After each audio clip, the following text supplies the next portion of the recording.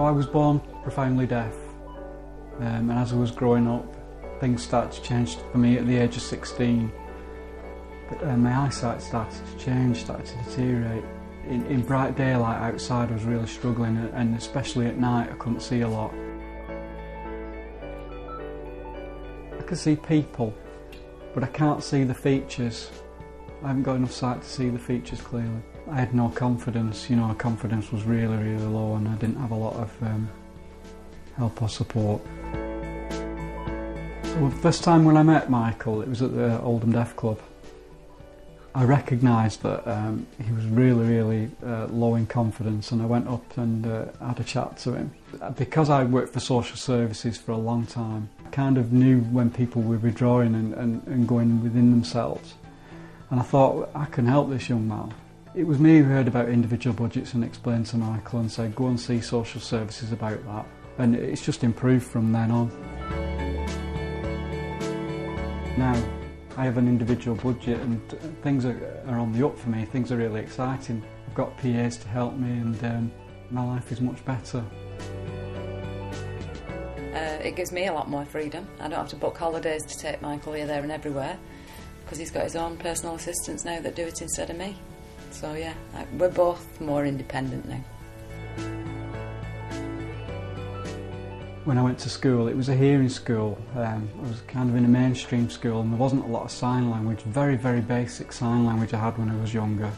But then I moved to high school. There was around 30 to 40 deaf students there.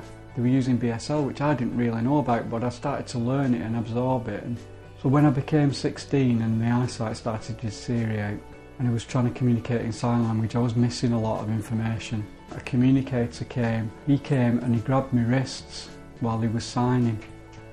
It's called hands-on sign language, and I understood from then on really that that was what I needed. I needed to change my BSL, the sign language, to hands-on sign language.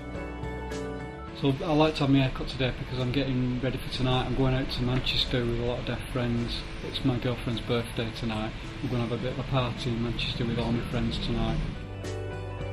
I don't really feel deafblind myself. I feel, just like a normal deaf person, and I feel very positive, and with the hands-on sign language, the way I communicate and the way I'm guided, I'm quite happy with that. First of all, I had a direct payment, but with the direct payments, everything was the same every week. It was, regular thing, the same hours, same time. Very restrictive, you can't do that on a different day. They talked to me about an individual budget, and they explained to me that I'd need a reassessment, which I had. Because I get to choose the times, any time, and also the people who work with me, my personal assistants. That gave me a lot of confidence, and I went out so much more. There's no planning ahead, waiting for appointments, or if he wants to go for his haircut, he has to wait till after I finish work.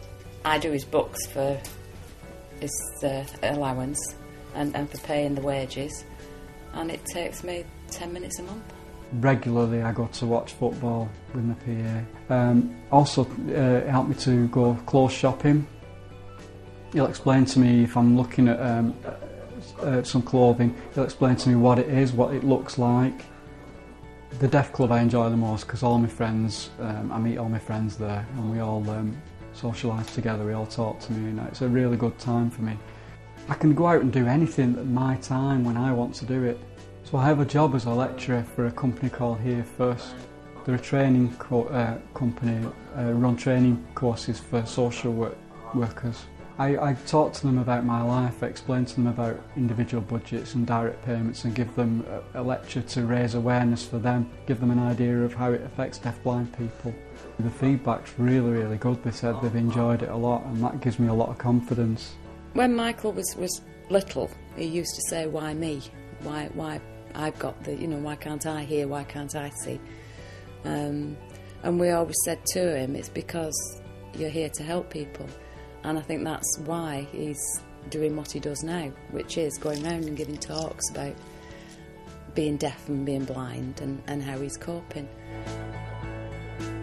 It's got a saying as well, you're a really good role model for deafblind people, because a lot of deafblind people out there with very low self-esteem, but looking at you as a positive role model might help them, because you're a young, confident person, you go out regularly, you do a lot of things, and maybe, you know, that's a good example to give to people.